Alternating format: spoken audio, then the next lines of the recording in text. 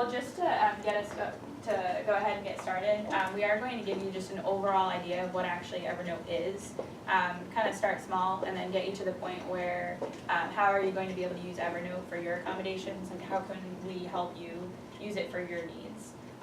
So just again, to give you the idea, we're going to start with what it actually is and what it can be used for. So to go ahead and get started, Evernote is a way for you to be able to capture all of your notes, all of your different files, different web clips, different pictures, all in one spot to keep it organized. So really the way to think about Evernote is like an online filing cabinet.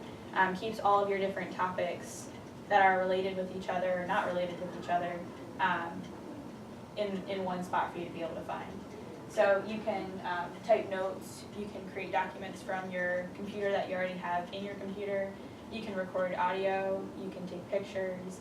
So really everything that we're doing here, like instead of pencil, paper, note taking, you could actually be taking it in Evernote, as well as everything that you find randomly on the web and throughout your daily life. You could capture it all within Evernote. The best piece of it too is that you can get it on any device. So if you're at home and you find something, then you can still be at your school computer and have the information hooked up to both devices. So, you know, if it's one of those things where, oh, I forgot it at home, that's okay, it's actually on your school computer ready to go anyways. So that's the beauty behind Evernote too, is you can get it from multiple sources. As far as how it works, you want me to go ahead and keep going? So my favorite thing is free.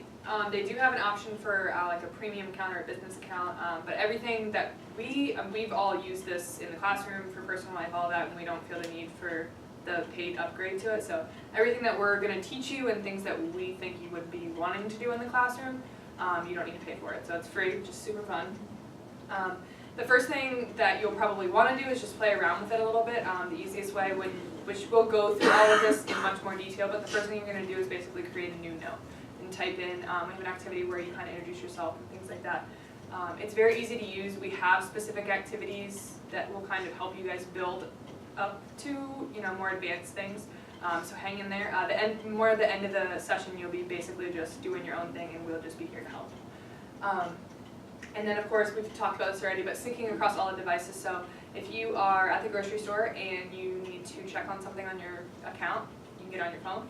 If you use an iPad or a laptop in the classroom, you can use that. If you have a computer at home, so you can work on things without having to carry all that stuff back and forth. You don't have to take your district laptop home if you don't want to. You can work on it from home. You can work at it on your phone while you're out and about, whatever it may be, and it'll sync to every single device that you want it to. And if you get an iPad that doesn't have Evernote on it and you load it in there, once you log into it, it syncs all of that as well. Now we're going to go through how can you use this in your classrooms. Okay, first is organizing your classroom with tags. Similar to what we just talked about. You can have your major tags and you can have tags underneath that. So here you have your GT math, and then underneath that you have your workshop, your worksheets, your homework logs and your units. Under science you have the same thing, homework, and you have instruction sheets. If you're a high school teacher and you teach different sections, you could have period 1 with what they're doing, period 2, so on and so forth.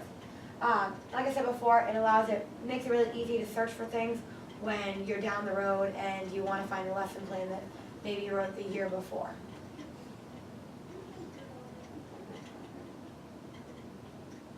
You can also, we talked about save and share your lesson plans. So if you wrote a lesson plan and you really like it and you want to share it with somebody, you can do that, whether they have an Evernote account or whether they don't.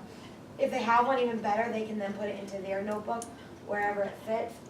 But it makes it a whole lot easier, so that way you're not emailing it, they have it, it's there. Right, so like if you work on a team,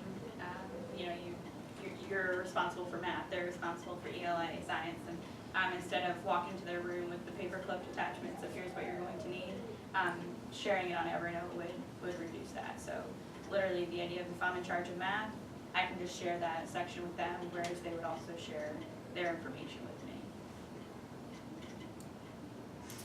This is, I think this one's a great one that you can have. You can actually record IEP meetings. So you can start an audio note and you can record the entire thing while you're in there. You can also, while it's recording, you can take notes.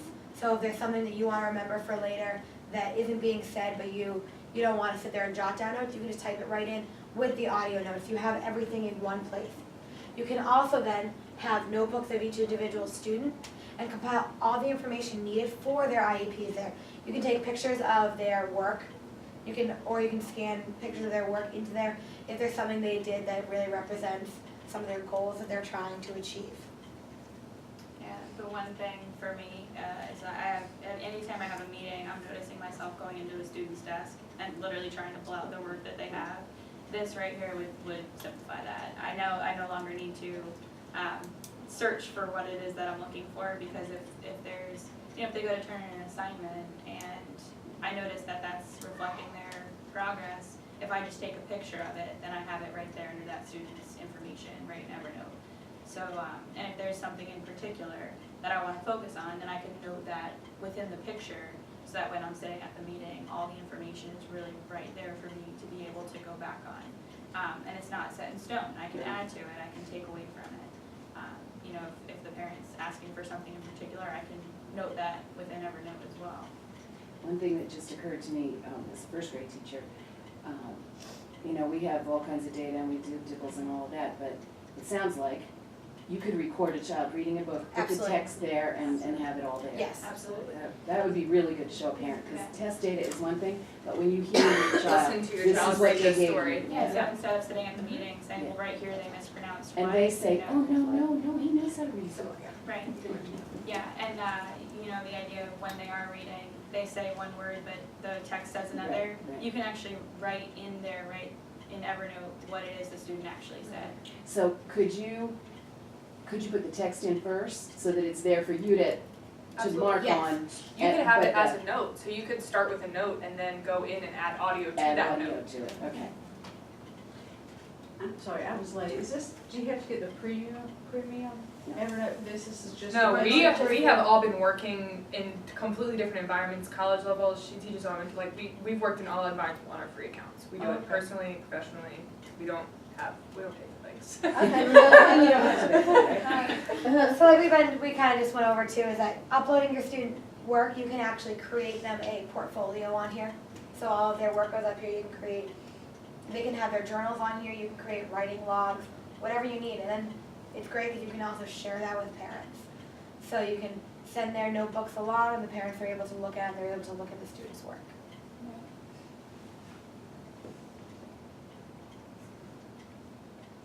Similar is that if your students are absent, or if it's easier for them to access the notes right in front of them, you're able to share your notes that you have with them, whether you're taking a picture of your smartboard or your whiteboards, or you're taking a PowerPoint and you're sending it to them.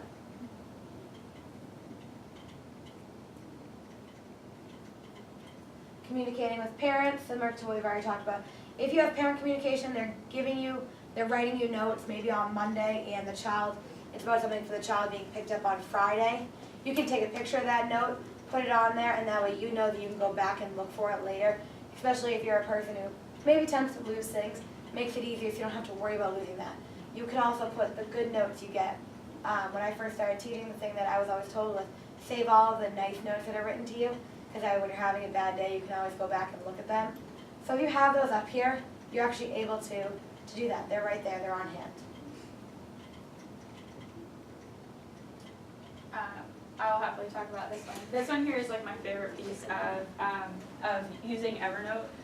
One thing that I found, I started using Evernote recently, and when I got started, it was very intimidating as far as like, what do I press, what do I do with this? And so I ended up taking it and putting it in the hands of the students. And so when it says like a project research, and we didn't necessarily have like a big research project that was involved with it, but the reason this was my favorite part is because it really showed the ownership in the students' learning.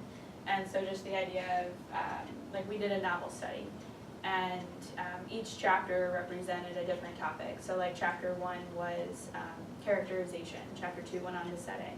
And the idea of the project behind it, it was really an online notebook, except it was an Evernote notebook. And so as the students read, they would just add information to it. One part that I loved most about it was that the students would ask so many different questions that, you know, for example, the book was Number the Stars. Takes place in World War II in Denmark. And so setting was one of the important pieces of the story. And so when they said, well, I don't know where Denmark is, well, that's a great question, let's go ahead and let's find that. And so getting the idea of, you know, here's one topic we're trying to learn, but they're interested in it, so you're able to expand that and keep it all in one spot. So one of the parts I really liked is that you can clip information from all over the place, and yet you have it all in one spot. The students really enjoyed it, you could tell, because you noticed like on their free time, instead of taking out markers and drawing, they would find themselves on Evernote kind of adding to the information, which really is my entire goal of teaching, for them to actually want to be able to do it. But again, you can get different pieces from websites, you can get their own particular thoughts, you can, I mean, everything's an option for you to be able to